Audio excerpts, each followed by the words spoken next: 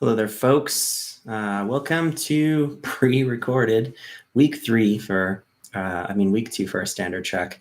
Just as a quick heads up, you guys, as I was recording the last class, I actually came to some realizations that this could be a pretty beneficial tool for all of us.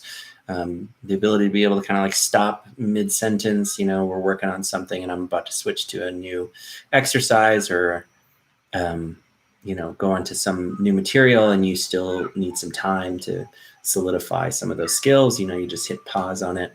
Really use the idea that this is pre-recorded to your advantage. If you need to go grab something or take a break for a second or something interrupts you, then you can pause and not really miss any content. As soon as you've watched it once, you can kind of skip ahead to different parts of the content if you're reviewing any of that material. So like I said, it's kind of a new thing and hopefully we find some benefits in it, just like any learning environment. So yeah, I hope you guys are enjoying yourselves. Hopefully by the time you're watching this, I'm out in the middle of the woods, but please let me know if you guys have any questions about this content or any other content, and I'll be happy to answer. So we're working on Landslide, and last week we kind of introduced this picking pattern that we're going to be using for the intermediate part. So I figured we'd start there, just moving through the picking part and really just focusing on our right hand. Let's see if we can give it a try. 1, 2, 1, 2. I'll go first. Here we go. C, E, G, A, E, G. Whenever you're ready, you can jump in. 1, 2, ready, together. C, E, G, A, E, G. Let's go a little slower. C, E, G, A, E, G.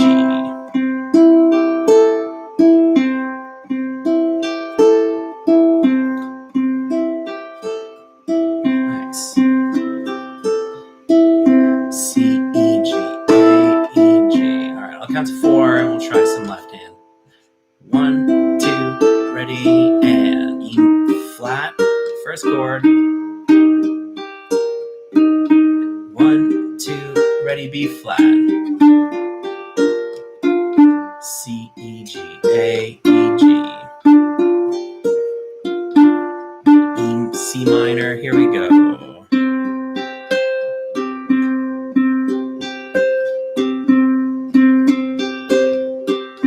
1, 2, B flat, here we go.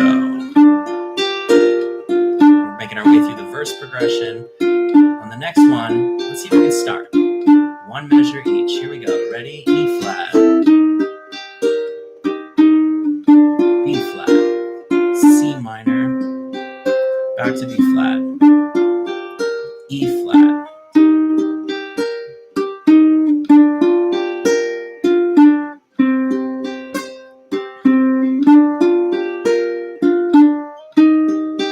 took my love, took it down,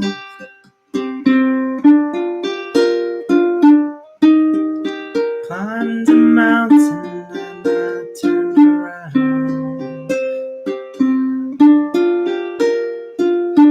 Let's end on E flat.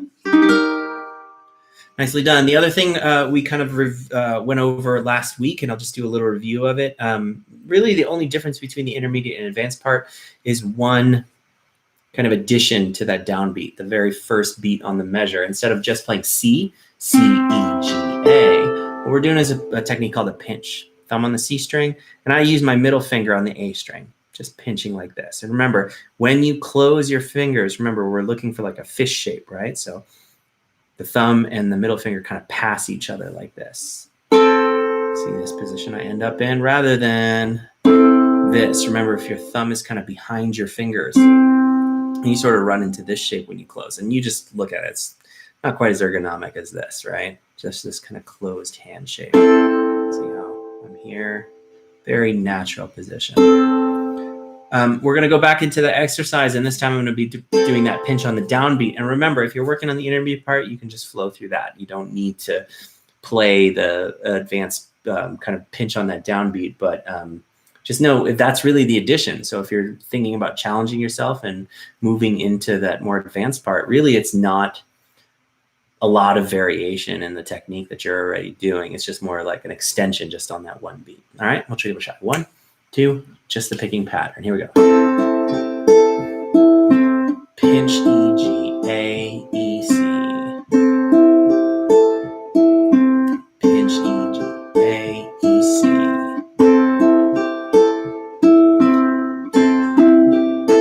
All right, let's give it a try. Left hand, E flat, here we go.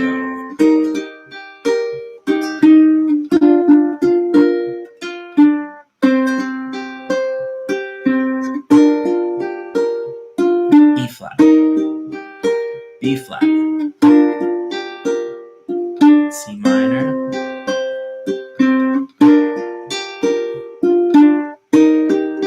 took my love, took it down. One more time.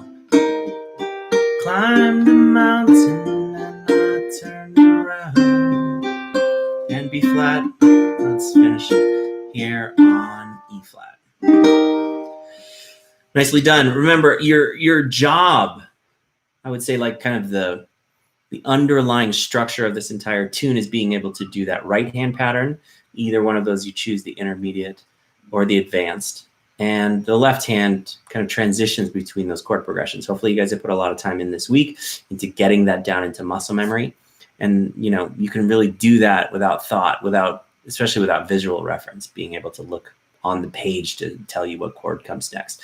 Same thing with the picking pattern. Practice it independently until both of them become really strong in your muscle memory, and you can flow through both of those. I would say for the people working on the intermediate and even the advanced part as well, like look over and see what we're doing in the beginner part, because having an option to just strum is actually a really great place to be if you're trying to put this into a repertoire. Say we want to work on the picking for an intro and kind of the little instrumental breaks and the outro for the tune, then maybe we want to use strumming while we're singing and playing to make it a little bit less difficult. So for me, having an extra option in terms of rhythm is actually a really, really great thing when it comes to having a standard tune. Then you just have a variation, a different way you can play the song. So we'll get into kind of the next chord shapes as we move into the chorus, and then I want to kind of backpedal a little bit and talk about the way we think about rhythm. So the next section of the tune, and hopefully you guys have a copy of the hand. Well, maybe I have a copy here. Let me see if I can kind of switch screens here, and I'll go to the Slack feed. Yeah, just here. So if we're looking at the PDF of this song, which remember, this is going to really serve as your roadmap. It's going to help you kind of navigate your way through this tune. Really what we were working on is that first section, the verse there, E flat, B flat, C minor, B flat. And then remember, those repeat symbols are going to tell you how many times you're going to do it. But really you want to kind of hear that by ear, right? You want the melody to dictate how long you're going to be playing that progression for before you move into the next. So let's take a look at the chorus progression. That's the next line down. B flat, F, G minor, E flat, B flat, C minor, and then we got parentheses F, and then B flat. Now, just remember in terms of like how to interpret this, that little emoticon looking thing on either side are opening and closing brackets of a repeat. And so really what those parentheses around the F and the parentheses around the B flat tell you is the first rotation you play through, you play F to finish. And the second time after you repeat, you're going to jump to the second ending, which is B flat outside the brackets, right?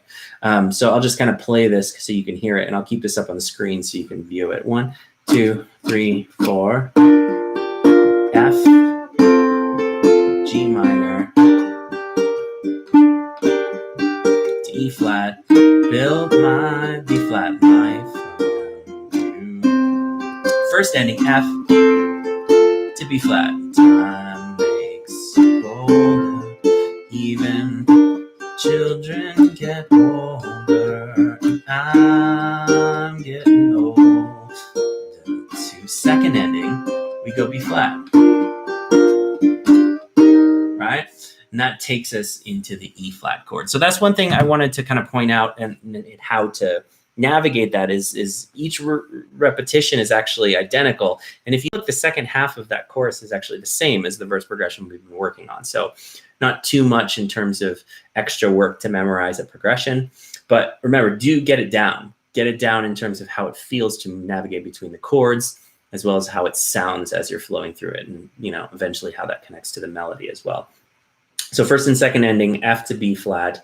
Let's see if we can try some whole notes moving between those chords, just so we can start to get a feel of how this this chorus feels. 1, 2, 1, 2, B flat. Here we go. 2, 3 to F, and then to G minor. To tell you the truth, I just realized as I was moving to that chord shape that we didn't really talk about that. So let's pause here for a second and just dive into that little chord change. If you've never played this chord before, G minor, 0, 2, 3, and 1. Remember, anytime we're learning a new chord shape, what we want to do is try and flow in and out of this chord as many times as we can in order to gain a lot of proficiency and also kind of muscle memory into that transition into that chord shape. One thing I want you to notice is if I lift my ring finger here off the 3rd fret on the E string, that shape I'm holding right there, does that look familiar to anybody? Right? 0, 2, 0, 1. Ooh, it sounds kind of great, actually. 0, 2, 0, 1 is the chord shape. Now, if I hop that shape straight up the strings, I actually end up with an F chord. So in the context of this tune, the entry into this chord shape will actually lead me really well into G minor, right? I just drop my fingers, add the ring finger there. So it's like F, lower the F down a set of strings, put the ring finger down, and suddenly I have G minor. I really want you guys to pay attention to things like this in transitions, because it can help you connect the shapes a lot faster and a lot smoother, right? And so if you view this as like playing an F at a lower set place, after you add the ring finger, you get your G minor chord that can really help you connect these two. Now let's try some whole notes moving between those two chords. F to G minor. 1, 2, ready, F. Pop that F shape down, add the ring finger, and you get G minor. 3, 4, and F. 2, ready, and G minor. 2, ready, hop up to F. 2, drop it down, G minor. Last time, here we go. That's it. And then G minor. So if we think about that being our entry, that F chord into the G minor, and then we think about our exit, where are we going to go from G minor? It's to the E flat chord. Now, a really nice connection between this G minor and the E flat is really, I mean, you're holding the same 2 frets on the bottom string. So really all you got to do is take that middle finger and slide it up a fret, and you've got E flat. That's a nice transfer there. That middle finger just moves up from this C string 2nd fret up to the C string 3rd fret. See that little move right there? That's the only difference between a G minor chord and an E flat major chord. Cool. So let's try some whole notes moving between those two. G minor to E flat. 1, 2, ready, here we go. 2, I'm sorry, we start on G minor. Here we go. 2, and ready, move it up. 2, 3, and move it down. 2, ready, move it up. E flat. And then down to G minor. Let's go one more time, and then we'll add the F chord in to our exercise. Ready? Bring the fingers up for F. Here we go. 1, 2, bring it down and add the ring, G minor. 2, move the middle finger up to 3rd fret. 2, let's try again. F, here we go. 1, 2, ready, G minor. 2, and ready, move it up to 2, and ready, back to F, and 1, 2, bring it down for G minor. 2, and middle finger, half a step up. Last time, here we go. 2, 3, and drop it down, and ready, move it up. We're gonna go one more rotation. Sometimes when this is starting to feel good and you're flowing through the chord changes really well, if you wanna add a little more rhythmic interest, now might be the time to do it if this is feeling really good, right? I could just try quarter notes. 1, 2, 3, and then Or I could move into whatever rhythmic idea or pattern I'm doing, right? I could try the picking pattern. Here we go.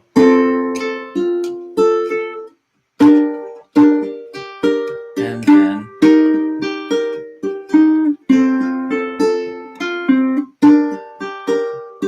E flat.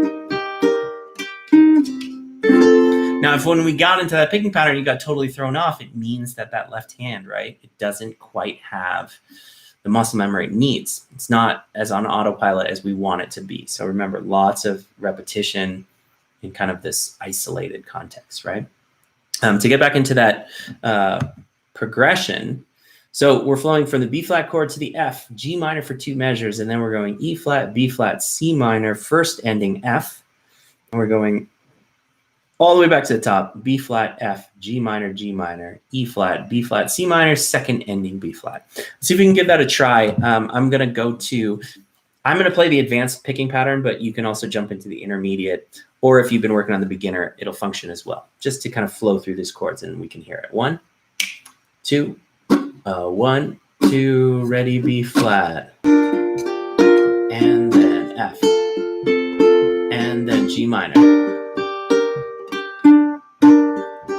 E flat, to B flat, C minor, to our first ending F. Good. And B flat, F, to G minor, and then stay there, and E flat, and then B flat, C minor. Second ending will be B flat, and that'll take me into E flat the next rotation. Let's see if we can try that again. If you're comfortable, go ahead and jump in with the lyrics. If not, just listen and start to kind of let it saturate into your ears. Yeah, 1, 2, 1, 2, ready, B flat. I've been afraid of changing 'cause I built my life around you. First ending F. Time older even. Sorry, G minor, get older, and I'm getting older too. Second ending B flat. Right? Okay, normally I'd stop, ask for questions. Instead, I'm going to stop and have a sip of my beverage. If you guys do have questions, guys, please feel free to post them in the Slack, right? I would say this is that, like, what I'm really hoping is that kind of Slack thread, the ability for students to communicate with each other in the general channel and also in the random channel. Those are 2 places where you don't really have to have direct communication with me. It can be kind of connecting with all of your other students that are working on this material as well. You know, it can be just a place to ask some questions that maybe some other people have some insight into. I'm really hoping that we get a little more interaction between our student body, just because, you know, we obviously have a commonality working on these tunes, working on ukulele, working on becoming better musicians. So yeah, feel free to post questions there. I'll try and answer them as best I can. And hopefully some other people will participate as well. I would say probably try to keep your questions to those 2 channels, general and random, and just because we want to try and keep the content relevant in those other channels, just being able to like deliver that easy to find, people aren't searching through stuff. Okay, let's see if we can kind of take a look at that progression one more time and see if we can get just an overview, like looking at the whole picture of the song now that we have a rhythmic idea that can take us from beginning to end. And now we sort of understand both of these progressions. I want to look at the way the song is sort of structured. If you look here right at the intro, E flat, B flat, C minor, B flat, we recognize that progression, right? It's really just the verse progression, but we play it without any, oh, sorry about that. We play it without any vocals, right? We're just playing it instrumentally. So, you know, if you have 2 different options, maybe you're playing the intermediate part, and then you're taking on the advanced as a challenge, then maybe here in the intro would be a good place to take on that advanced picking pattern while you're not singing. and then jump into the intermediate part or even the beginner while you're singing and playing the verse. Took my love, took it down, right? That could be a good option for you. So here, pretty straightforward. I mean, really, we're just flowing through E flat, B flat, C minor, B flat, and we're doing that a bunch of times. We're playing it in the intro twice, we're playing it in the first verse 4 times, then second verse 4 times, and then we get to this instrumental section here where it says E flat, B flat, C minor, B flat. And that's actually a first ending. And then on my repeat, we get to this one chord, right? This one place, the F chord. I want you guys to see that this is a really important point in the tune, because what it really does is change something that's been established and been doing the same thing for 2 minutes of the song, minute and a half, at least like 12 rotations. You've been hearing this same progression over and over again.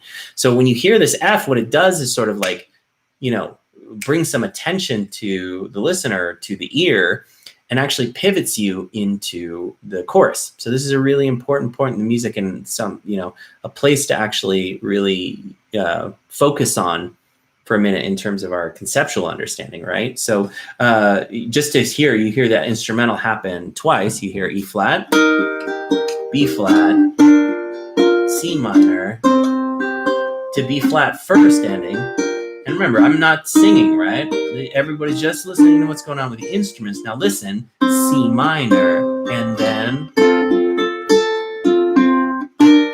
did you hear how, you know, when that F chord hit, it was something different. It was obviously a moment in the tune where it's like, oh, something else might happen. So as we pivot from that F chord into the B flat, that signifies us going into this this chorus progression that we've been focusing on throughout this class. So really what I want you guys to pay attention to is the way that these chords kind of move, right? It really signify a change in the music, because what happens at the end of this chorus progression? We have F for a first ending, which naturally moves us into another rotation of the chorus. But what happens when we hit the B flat chord for our second ending? That doesn't take us back into another chorus. It actually moves us into either an instrumental part like we saw at the beginning of the chorus, another one here, right? Or it moves us into a verse. And that's what I want you guys to think about, is the way that these harmonic changes almost act as signals or pivots for these new parts of the song, right? How we can kind of apply this if we want to think about it in terms of our own arrangement, creating something different or creating something that feels a little more natural to us, right? I mean, now you sort of have the tools. You have the moving parts. You have the verse progression, which you're going to be singing the verse melody over. You can also use that as an instrumental part. And then you have these pivot chords, right? When you play an F at the end of that verse progression, it signifies that you're going to move into the chorus. And when you end the chorus with F, you're going to play another chorus. And when you end the chorus with B flat, then you're moving back into that verse progression. I just wanted to point that out, because a lot of times as musicians or students of music, what we're really trying to do is almost understand music in these moving parts. And they're very modular, right? You can move them around. And so when we go to play a song, maybe in the moment we can change things, or even when we create our own arrangements, you can see that a lot of these parts are interchangeable, right? Say you want to, I don't know, create a new verse, maybe even write some songs and or some lyrics and get creative. That third verse or fourth verse you could throw in there anywhere you wanted in the song. Maybe you want to play the chorus for another round. Maybe somebody you're jamming with wants to take a solo during the chorus, right? It's a way for you to understand how to move from one section of the song into another, and just understand how those parts kind of fit together. So yeah, this is a moment when I'm really missing people in the class, because I think I would love to hear people's feedback when we kind of get into these more conceptual ideas about the structure of the song. So to go back to kind of this meta or overlying view. So we played through a chorus. We've kind of hit the first ending to get us into the second half of the chorus. And then we play a B flat as a second ending, and it takes us into another kind of instrumental break, right? Here at this instrumental break, we do the same thing we've done before, which is we play one time through the verse progression, but then we end it with F to take us into another rotation of the verse, right? The last thing I wanted to point out in kind of this meta view, I can't scroll up anymore, so you guys are just going to have to guess at where I'm talking about. If you look at if you look at the end of that second chorus, you see I'm getting older too, kind of surrounded in repeat brackets as well. I haven't really wrote that in an arrangement before, but I just wanted to, I mean, it made logical sense when I was kind of working out the arrangement. Just know that when you hit that place, what you're going to do is just do what you did over again, right? And so if you kind of are singing through that and it's like, I've been afraid of changing, 'cause I build my life around you, and the time makes older, children get older, E flat, and I'm getting older too. You just repeat, I'm getting older too. And we've heard something like this before. I mean, I've referred to it as a tag. It's basically like you just kind of sing the end of what you were singing and you just do it twice, right? So this moment in the end of the second chorus is a place where something familiar to us, you know, in terms of we've heard it before in music. I just wrote it a little bit different. Yeah, I'll let you guys look at that one more time. It's right here at right before the last verse, right? It's just that I'm getting older too, and it's in repeat brackets, which means you just play that section again. Let's see, how much time we got? 26. Cool. I think we're good, doing good on time. You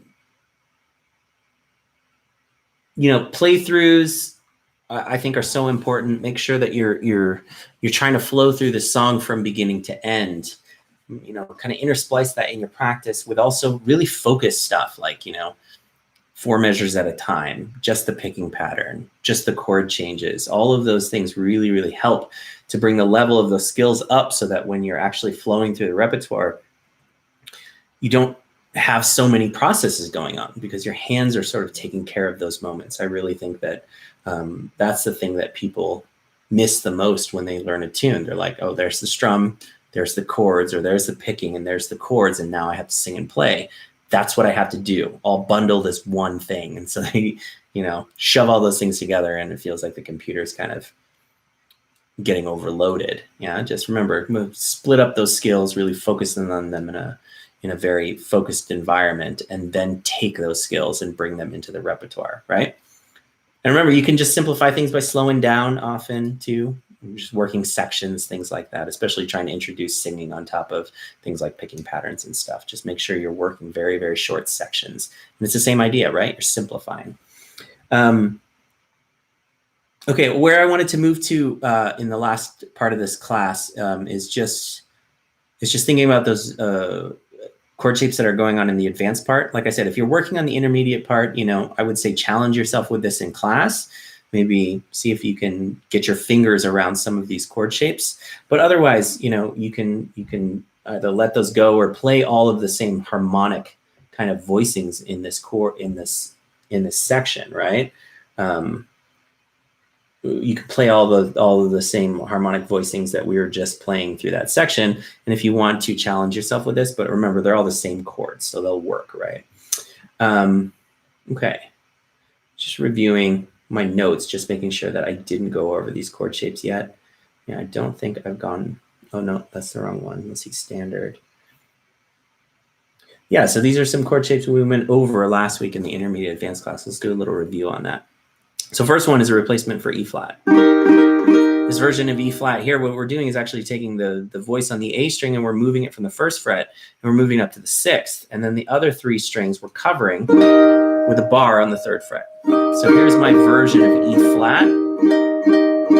Now the next chord shape I like to think of in kind of connection to the chord shape I'm just playing. Pinky will move down to the 5th fret and then you'll play the top half of the B flat you were playing, right?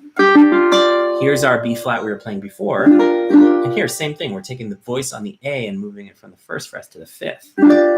It's actually easier because you aren't playing a bar, but it's harder because you're stretched out, right? And then the C minor is here, 0, 0, 3, 3, and then back to that B flat. So we'll concentrate on just the verse progression for now. Let's see if we can bar across the 3rd fret, pinky on 6. Let's go whole notes. 1, 2, ready, and... Now move down here. And then C minor is a chord shape we know. And then that spread out B flat. 2, ready, C, E flat. 2, 3, to the B flat, spread out. 2, 3, pinky and ring, go to 3, 2, 3, and B flat here. And ready here. 2, 3, and B flat. 2, 3, C minor. 2, 3, B flat. 2, 3, last time. 2, 3, here we go. Ready, and 2, ready, and let's finish here. So those are the chord shapes we worked last week. Hopefully they're feeling a lot more familiar to you. Like I said, if you're not attempting these chord shapes, or if they're just too difficult to allow you to kind of move through in time with us, then just you can always revert back to these original chord shapes that we worked on in the intermediate part. Let's give it a try with the picking pattern. Remember, the picking pattern sounds like this. I'll count us in. 1, 1, 2, ready, E flat barred. And let's see if we can move. C minor and B flat. Remember, you can always play these chords: E flat, B flat, C minor, and B flat. Let's go back to those advanced chords, barring on the 3rd fret. 2, that spread out B flat, 2, C minor, and then 2 more times. Took my love, took it down. Last time. Timed the mountain and I turned around. And up here. And let's finish on the 1st chord. All right, so we spent the first half of the class talking about the progression that was happening in the chorus. B flat to F to G minor, 2 measures, E flat, B flat, C minor, and the first time, and then we go to F, right? And you repeat that whole thing, and then you end with B flat. Let's see if we can find another voicing for the advanced part that's really just going to change one inversion. And so what we've got to learn is one new chord shape. And I apologize. I know these are big stretched out chords, and we introduced 2 last week that you might still be getting your fingers under, but it's actually pretty related. I mean, the chord is actually fairly similar. What we're going to look at is this moment in the chorus where we go B flat to F, and then we play G minor for 2 measures. So I would say this is that, even for the advanced people, you still want to be playing these open position chords. B flat, then F, and the first measure we'll play it this G minor. But now for the second measure, since we've got an extra amount of time in this progression, and we want to be transferring into maybe a more flowery or more advanced voicing for that E flat, we're actually going to learn a new chord, and it's going to be an inversion of G minor. Instead of playing this version of E minor, what I want you to do is think about keeping your ring finger as the anchor. Now, do you see how my pointer finger and my middle finger are sort of in this diagonal line? I almost want to shift that diagonal line so it goes to the G string and the C string. So what I got here is 3 on the G string, 2, and 3 on the E string. Now, if you look closely, this shape is probably, familiar to you. You've probably seen it before. It's a G7, right? If I take a G7 and I kind of move it up 1 floor, and then I shift it over 1 fret, then I've got the beginnings of this inversion of G minor we're going to try to learn. Cool? So remember, that transition is the first thing you should get into your fingers. 0, 2, 3, 1, 2, 3, 2, 3, right? That little shift there is your first move, and you see how my ring finger stays anchored. Gives me a little pivot point. Now, the last little extension we're going to add to this is put our pinky on the 5th fret. So here's our final picture of what looks like, what is a G minor chord. This is in an F minor shape. So we're hopping these fingers up, putting our pinky down on 5 on the A string, and we've got this different version of G minor. I want you to just take a listen.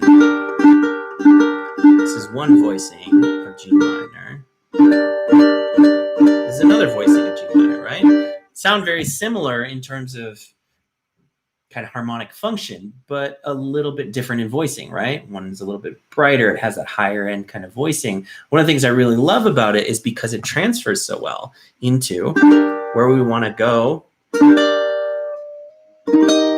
with our version of E flat, right?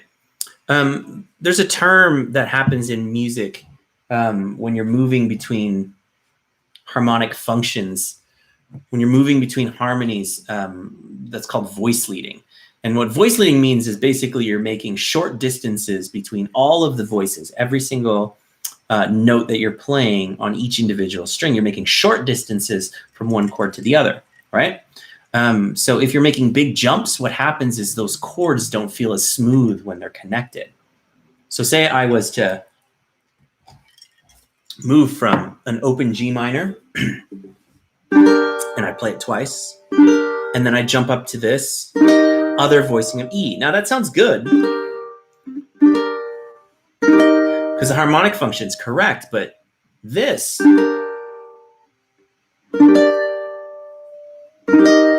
has a little bit of a, it just has a little bit of a smoother line between those two shapes. Remember, when I switch to this inversion of G minor, this other way, I'm actually not changing the chord. It's still called the G minor. But you can see how when I move from this G, if I voice lead by playing this, then what happens is all of these voices have a very short distance to travel. Really, the only thing that's changing is the 5th fret to the 6th on the A and the 2nd to the 3rd on the C. All the other voices are staying the same, which is why you get this almost smoother connection as you transfer into that chord shape. So it's, I've been afraid of changing 'cause I've built my, right? Sounds nice. Let's see if we can kind of transfer between a G to this version of G minor. Remember, the chord shapes you're using is the G minor that we learned. And then you transfer into a G7 shape, kind of in the wrong place, right? Pinky down on 5. Let's try whole notes. 1, 2, ready, G minor. 2, ready, inversion. 2, ready, G minor. 2, ready, that second way to play it. 2, ready, G minor. 2, ready, switch up to inversion.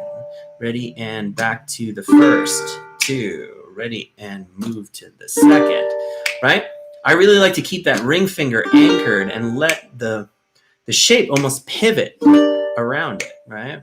Last time. And on this one, I want to try to resolve to the barred version of E flat, barring on 3, pinky on 6. Cool? Let's see if we can add that into the rotation. 1, 2, 3 measure exercise. 1, 2, ready and pivot. 2, ready and E flat. 2, let's try again, G minor. 1, 2, ready and pivot. 2, and ready to the E flat. 2, ready last time, and 2, here we go. 2, and resolve to this. Nice. Yeah, I mean, my favorite thing about teaching these more like extra, I don't know, these like, they're almost like, what's the word I'm looking for? They're almost like,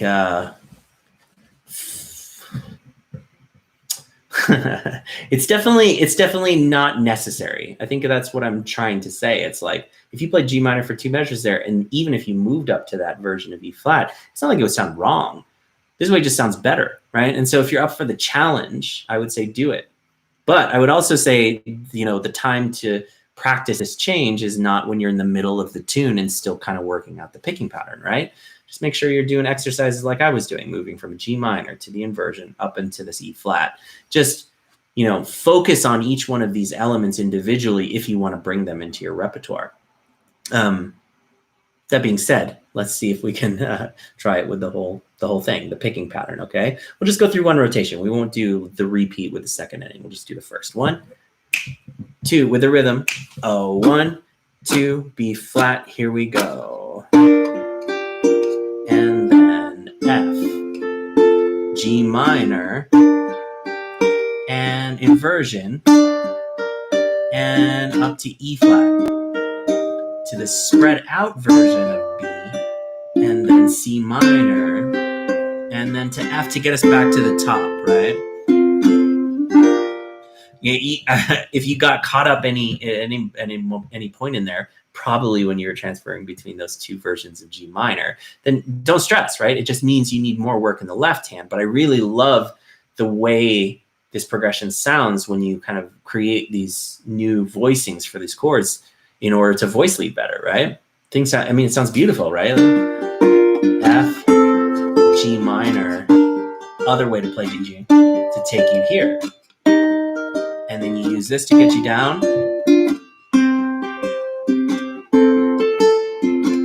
It just sounds beautiful, right? And I would suggest this is that on the second ending, I would go back to this version of B flat if you're doing the advanced part to take you back into another rotation, because most of the time you're going into an instrumental, right? Which means you're not singing and playing. So you would end it kind of like a makes older, even children get older, and I'm getting older too. Back to this version of B, right? I'm getting older too.